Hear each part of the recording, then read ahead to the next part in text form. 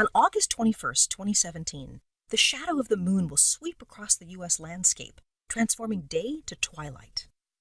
In the surreal gloaming of an eclipse, the temperature drops, birds go silent, crickets begin to chirp, and blossoms start to close.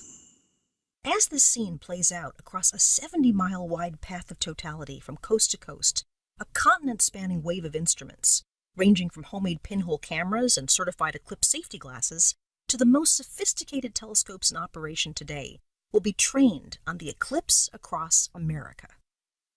Just before totality, a point of glistening sunlight is visible, making the moon look like a diamond ring. Then, as that drop of sunlight shines through rugged valleys on the moon's limb, tiny points of light called Bailey's beads appear like a string of beads around the vanishing edge of the sun. But best of all are the pearly white streamers that emanate all around the dark disk at totality. Scientists eagerly anticipate this eclipse for the unique science opportunities it provides. Alex Young, NASA's Associate Director for Heliophysics at the Goddard Space Flight Center in Greenbelt, Maryland, says, "This will be the first total eclipse to span the U.S. since 1918, and scientific instruments have come a long way. The event presents a perfect opportunity to shed light on phenomena such as solar flares and coronal mass ejections, or CMEs, billion-ton clouds of magnetized plasma ejected from the sun. To learn about their dynamics, researchers must study a region of the sun that reveals itself during an eclipse, the corona.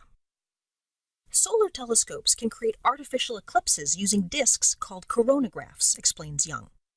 Unfortunately, man-made coronagraphs also block the sun's inner corona, where CME eruptions originate. Fortunately, during a total eclipse of the sun, the moon makes a better coronagraph. At totality, the sun's inner corona appears in clear detail. Totality lasts mere minutes at any one location, but the Citizen Kate experiment will be positioning 68 identical telescopes across the country in the path of totality. The combined network will capture 93 minutes of images and will show changes in the solar atmosphere.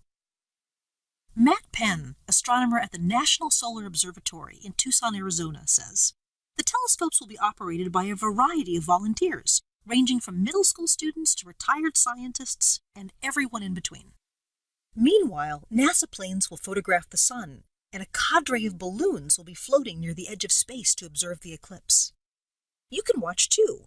Live from the balloons on August 21st are quite varied across the U.S., and the moon shadow will briefly change the climate in each locale, sometimes with drastic drops in temperature within seconds to minutes. Young reminds everyone to be safe. Solar filters, such as eclipse glasses, are necessary to look at the sun directly. If you're in the narrow path of totality, you can safely remove your solar filter when the moon completely covers the sun. However, when the moon moves off the center of the solar disk, even a little, the sun's blinding surface reappears, and you should once again use your solar. That the moon's orbit is slowly spiraling outward due to tidal forces. In about 600 million years, the moon will appear too small in the sky to fully cover the sun. Every solar eclipse is counting down to the last one. Young says,